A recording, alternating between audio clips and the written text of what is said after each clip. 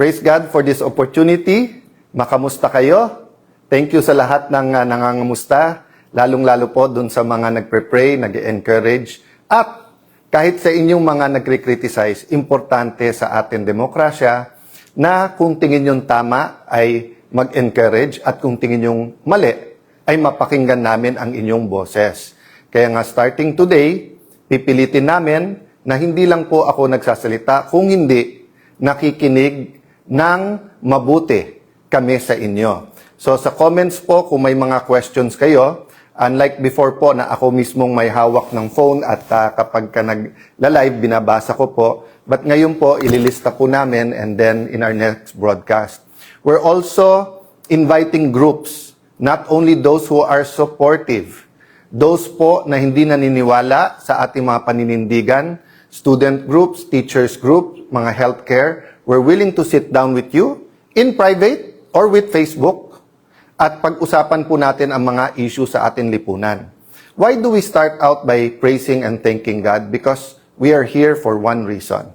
Because we are God's creation and because God has a purpose sa ating buhay.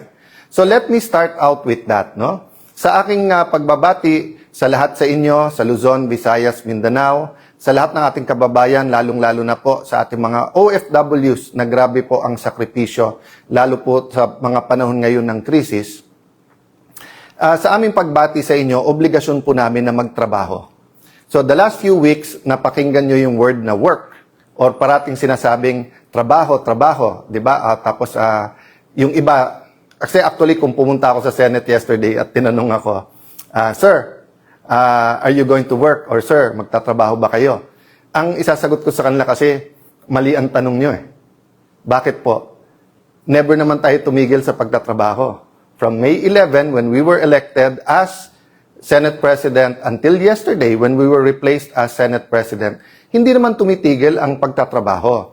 Ang question, anong trinatrabaho natin? What is our work? Siguro, if I may use a term, nation building. Yan kasi maintindihan ng lahat, nation building. Pero babalikan ko muna yon.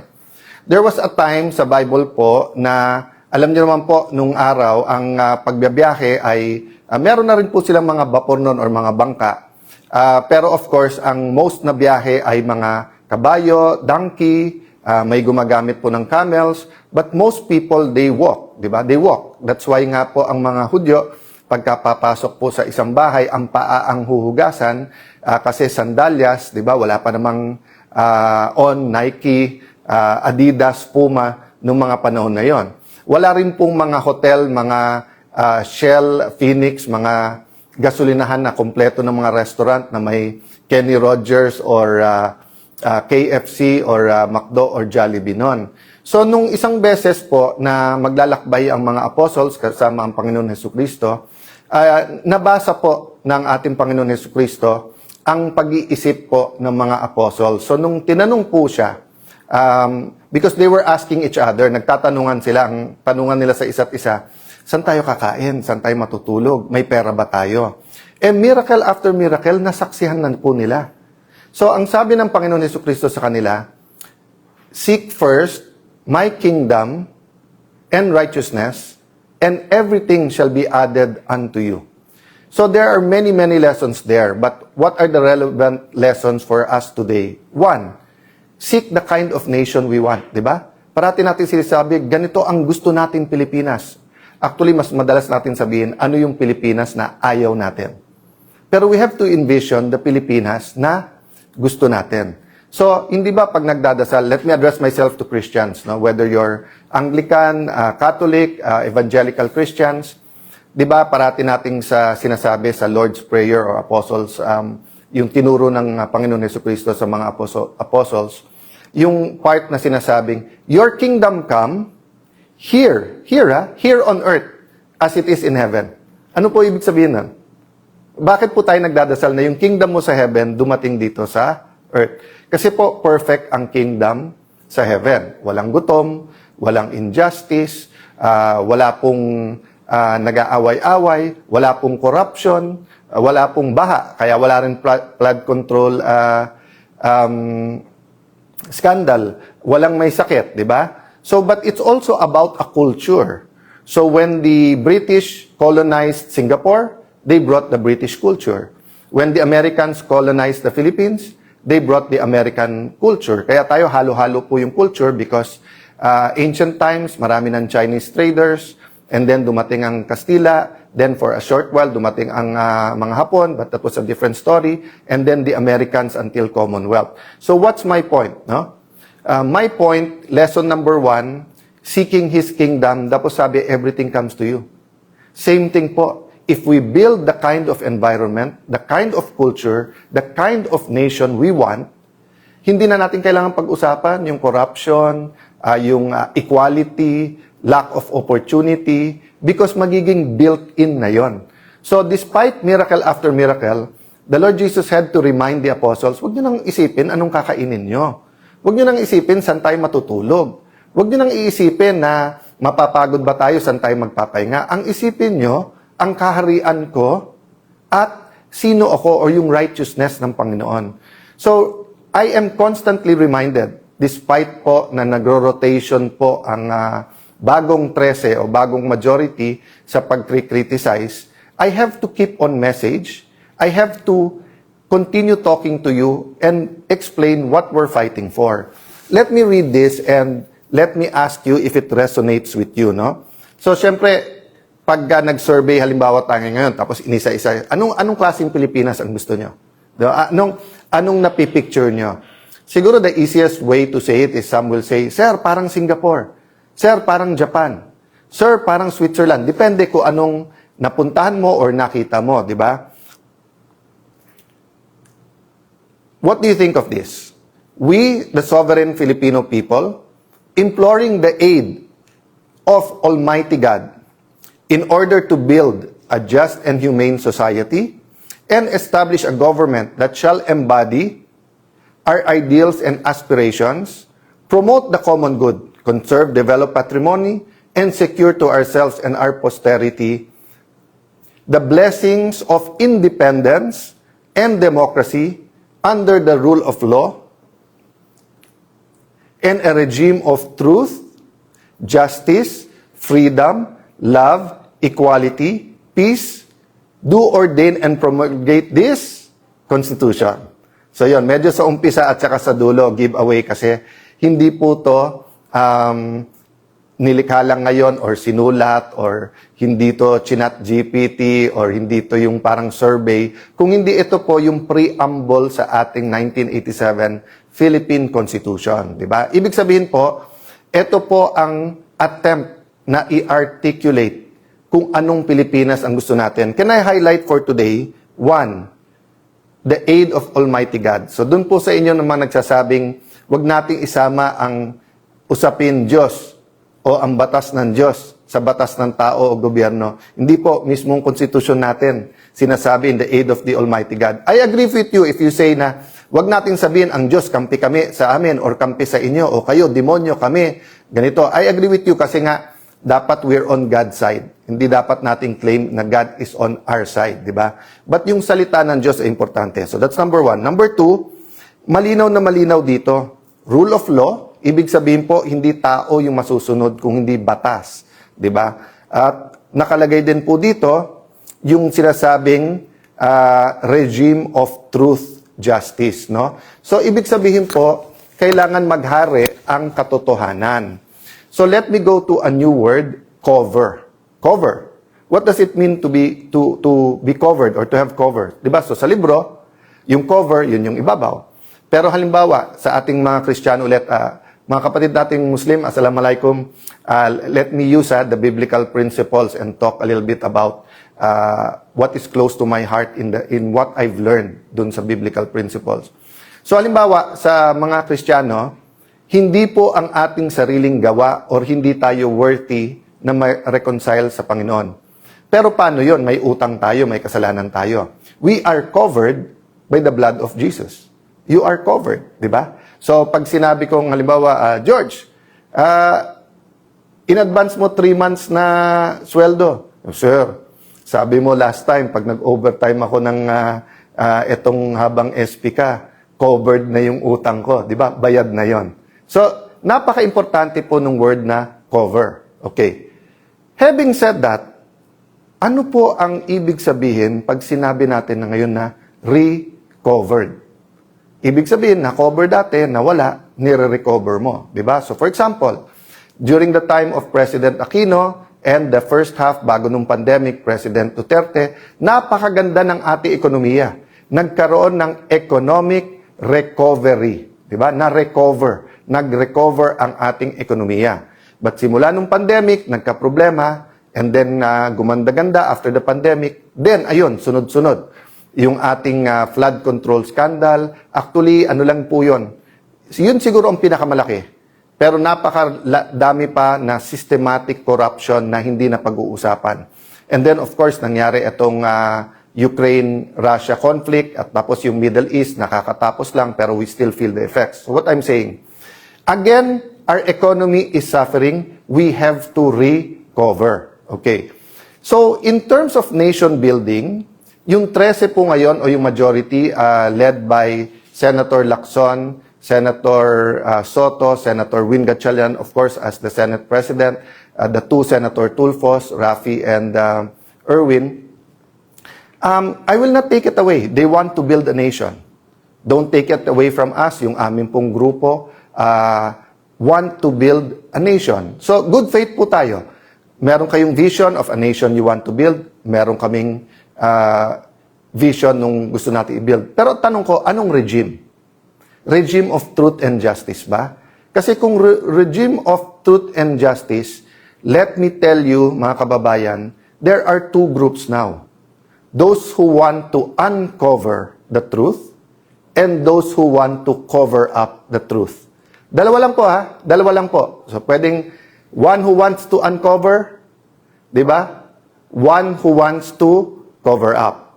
O, ulitin ko ha, one who wants to cover up, wants to uncover. O, so dalawa lang parati yan, dalawa lang ha. Kung ano man ang ating kulay, politika, ang punto po, we have to meditate, we have to pray, we have to make a decision. Bakit po? Mali-maleta ang reward kung ikaw ay para dun sa cover up. Pero, napakalaki ng mga consequences. Kaso, bashing, tatanggalan ka ng kung ano-ano. Basta, ipa-file lang ka ng cyber libel kapag ka ikaw ay for uncovering the truth. That's just the nature of things. Whether you talk about organized crime, whether you talk about slavery, whether you talk about all the injustices in the world, those who want to keep the injustice, those who want to cover up, usually have the resources. Kasi kumita sila doon eh. Di ba? Nandoon yung kayamanan ng mundong ito eh. But those who want to uncover the truth, to reveal the truth, di ba? To show the truth. So why is this important? Because, for example, we're an agricultural country, di ba? Gusto natin hindi lang to produce our own food. We're an archipelago, pero nag-i-import tayo ng isda.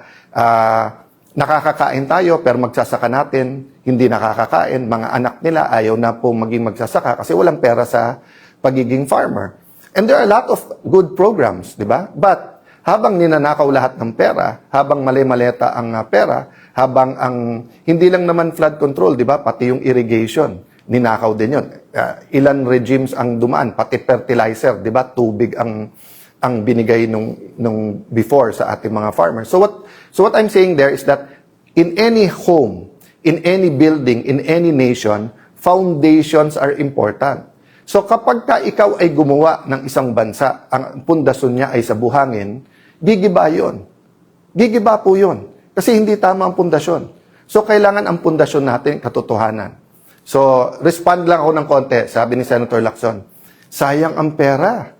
Nung si Alan Cayetano ang Senate President, 700 million ang nagastos. Sabi ko, saan kaya galing yon?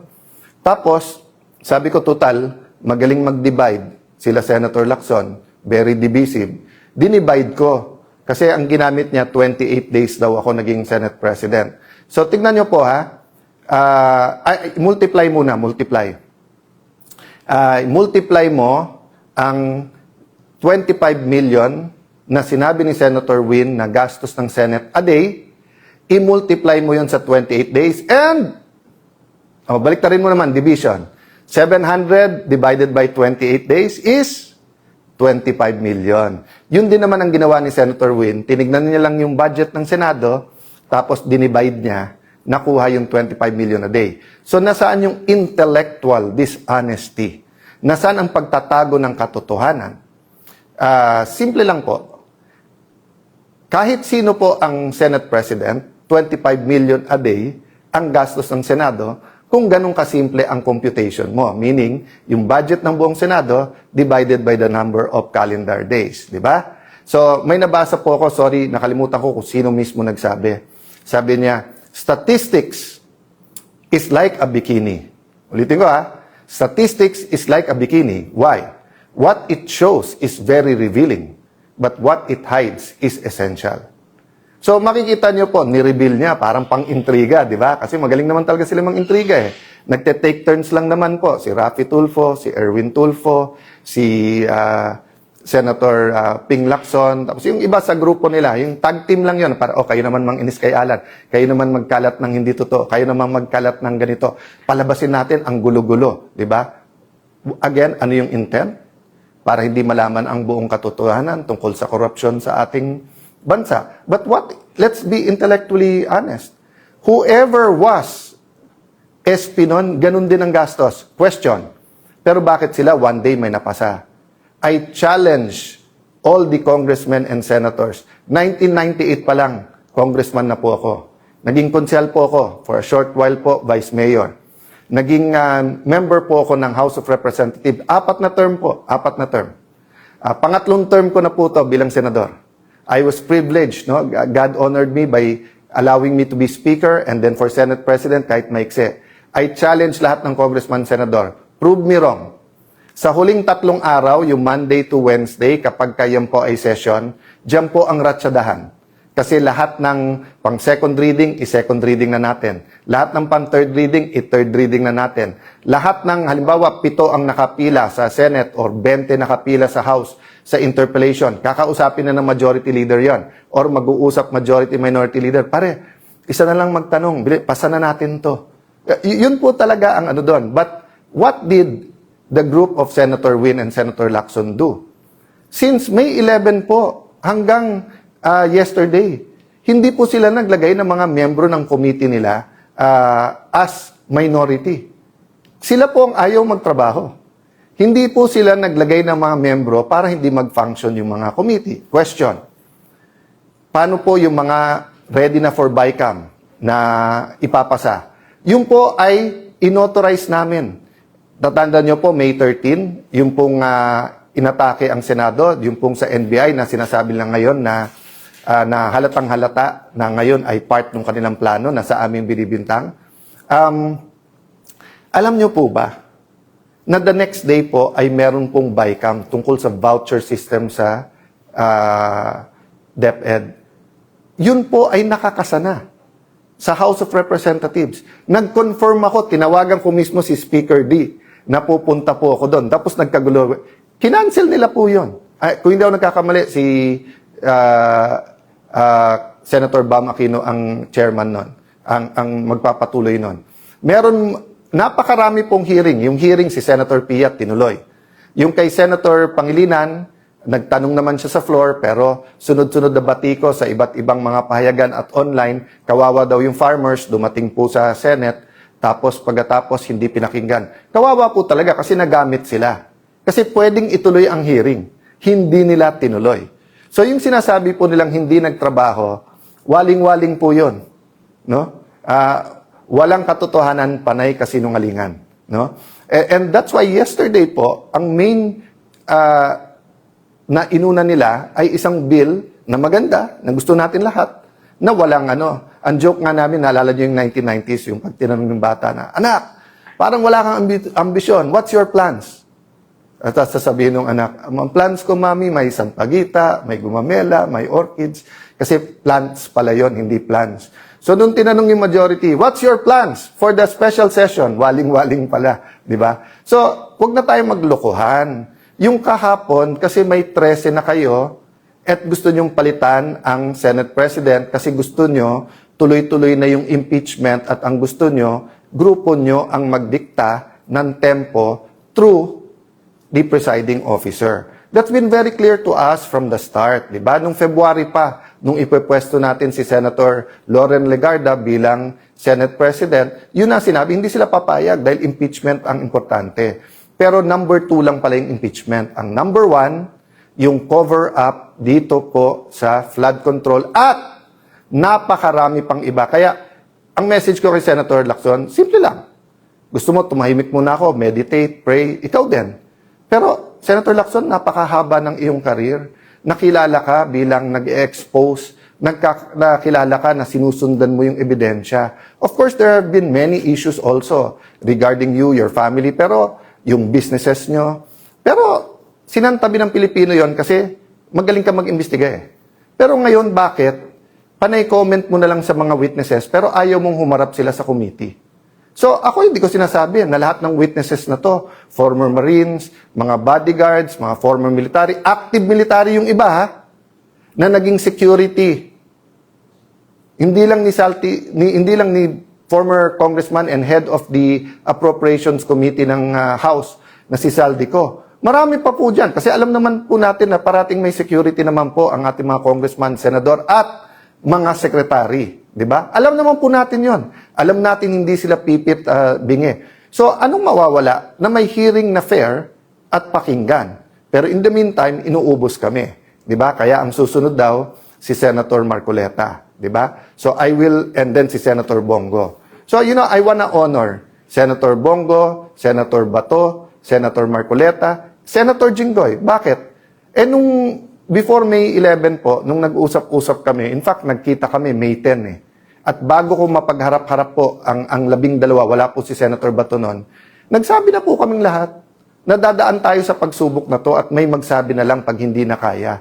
Pero napakarami nagsabi noon, kulong na kung kulong, harapin na natin kung ano to, etc. O walang hiwalayan tayo, grupo tayo. So I'd like to honor those who are in the front line. I'd like to honor those who held out, di ba? But ang problema kasi, nagbago yung laban eh. From just having a platform sa Senate para para fair yung ating impeachment, para makapag-focus tayo sa economic crisis, at para lumabas ang katotohanan, nakita na namin kung gaano kalaki ang skandalo at yung corruption na to eh. Ongoing to ha. Yung sasabihin nila na wala nang nakawan ngayon, tell that to the Marines. Nagbabago lang. So, I don't want to take up much of your time today, and I don't want to answer each of the issues in a way that will effectively conflict or confuse us, di ba? So, kung sinagot ng Panginoon Jesucristo yung mga apostles isa-isa, o ikaw, anong pagkain ang inisip mo? O ikaw, saan matutulog? O ikaw, di ba? Kasi they were not all able, may naglilimp din, di ba? So, ang concern niya, merong bang mule or donkey o kabayo na pwedeng sakyan? Those are all valid. Di ba? Kung sasabihin ngayon ng iba, okay, Tano, tumahimik ka, gutom na kami, kain muna. Those are valid. And we should discuss that. Pero anong una? What's the priority? No? So, don't get mistaken. I'm talking about the principle. I'm not comparing. Babaluktutin na naman ng iba. Sasabihin, kino-compare natin ang struggle. God is God. And we have to pray that we're on God's side. But there are principles He teaches us. So, di ba ano sabi ko sa inyo kanina? Nation building. At saan natin umpisahan yung nation building? Sa pundasyon. Rule of law. Di ba? Regime of justice and truth. Kung walang justice and truth, yung binibuild po natin para natin nilagyan ng anay. Para natin nilagyan na payat na bakal. Para nilagyan natin ng bakal yan na may kalawang na. Gigiba at gigiba din po yan. So, ang tinitignan pa lang po natin, 24-25 budget. Yung 26 budget, may nagsasabi ba na napaka-inosente yan? Wala ring mga sinaksak dyan? O going back, 2023 budget, ang sabi po ng mga ex-Marines, 2022 pa lang, may deliveran na eh. Tapos, hindi lang DPWH yan. Meron din yan po sa farm-to-market roads. Meron din daw sa school buildings. Meron silang binabanggit na noong 22, 23, BIR. So, napakarami po. Alam naman na po natin eh, na may corruption. Again, don't get me wrong. What I'm looking at is the systematical rubbing blind our people in the last few years, no? There are two systemic na pagnanakaw, 'di ba? Yung sistema natin sa Pilipinas na may papel ka, kailangan may lagay, 'di ba? So, tatlo natin kailangan tignan. Yung una, yung day-to-day corruption, na parang walang mastermind 'yon. Yung wala kang plaka, hinuli ka, penging 1,000. Yung nahuli ka, walang driver license, penging 1,000. Magpa-file ka ng business permit, 20 mil lang dapat mo bayad, penging 5,000. Diba? So yun, we will deal with that, and we're dealing with that, and citizens are dealing with that, churches are dealing with that, business groups are dealing with that. Pangalawa, yung systemic, yung ganun na sa Pilipinas, yan ang kalakaran. So we have to deal with that through values, through systems. But I'm talking about the systematic and continuing robbing us blind now and using the last bastion, which is the Senate, not only to be the rubber stamp, but to be their mouthpiece para maraming issue para hindi tayo tumutok dito. So that's the sad thing, that there is an economic crisis. Naghihirap ang ating mga kababayan. So kailangan natin isabay yun, pero hindi natin pwedeng ilihis ang usapan. So in behalf of the senators I represent, in behalf of the people praying for us, in behalf of students, farmers, healthcare workers, OFWs, seafarers, na sinasabing, boss, may pag-asa pa ba ang Pilipinas? Boss, boss, hindi kami nawawalan ng pag-asa. Huwag niyo kaming bossin, kayo boss namin. Ilan politiko na dumaan na kayo boss? You do not cover up from your boss. You tell the boss the truth. If you tell your boss lies, he will fire you and even put you in jail. Diba? Pero ngayon po, hindi. So may dalawang boss. Boss ng cover up at saka yung boss ng gustong mag-uncover. Please meditate on that. Handa po tayo. So dati, ang capacity po natin bilang Senate President at mga kasama ko bilang mga chairman ng mga committees, gagamitin natin as a platform yon for the truth. Hindi para usigin or i-persecute ang kahit sino. Iba ang prosecute, iba yung persecute. Hindi po. We were going to use that platform. O nakita natin in less than 40 days kung paano inuga ang mga pundasyon ng Senado at inuga ang pundasyon ng ating mga institusyon at paano pinunit ang konstitusyon para lang matuloy yung cover-up. Now, we will have other platforms, other venues. And one of this venue is Facebook. So, ito lang ang tanong ko sa mga pamilya ko sa Facebook.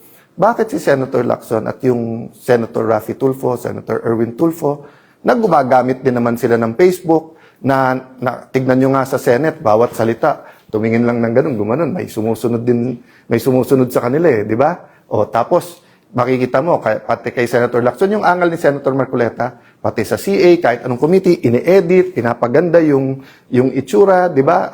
Yung sa NBI, hindi ko alam, totoo ba yun, yung talagang nag-ayos nung hearing, or everyone is aware that it's not only mainstream, meron din social media. Ba't kayo galit na galit pag nagpe-Facebook ako? Ang hilig nyo rin mag-Facebook.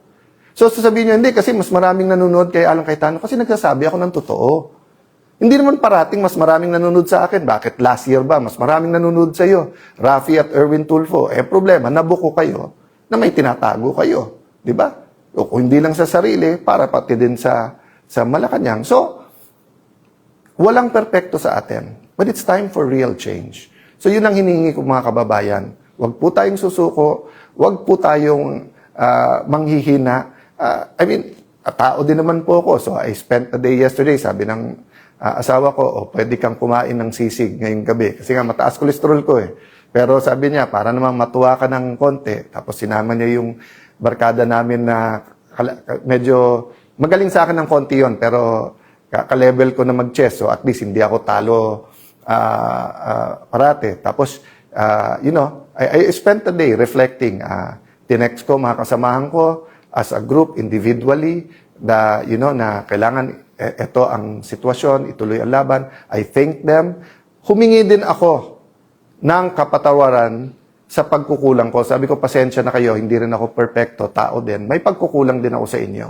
So sa ating mga kababayan, kung may pagkukulang din ako sa inyo, hindi lang bilang Senate President, hindi lang bilang ordinary senator, even in how I articulate these issues, pagpasensyahan nyo. But like you, let's all do our best. Let's not lose hope.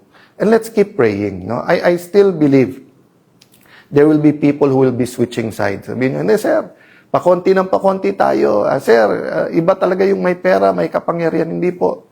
The moment you lose hope, that's the moment. Kasi may spiritual warfare dito. No? Sabi sa Bible, meron pong principalities, authorities, spirits. Isang spirit doon yung lying tongue. Yung bumubulong, talo na kayo, wala na kayong magagawa. Total, sila kumita ka na rin. Di ba? Huwag po tayong makikinig doon. Doon po tayo sa tama. Let us build this nation we love. And let us serve the God we love. God bless you po.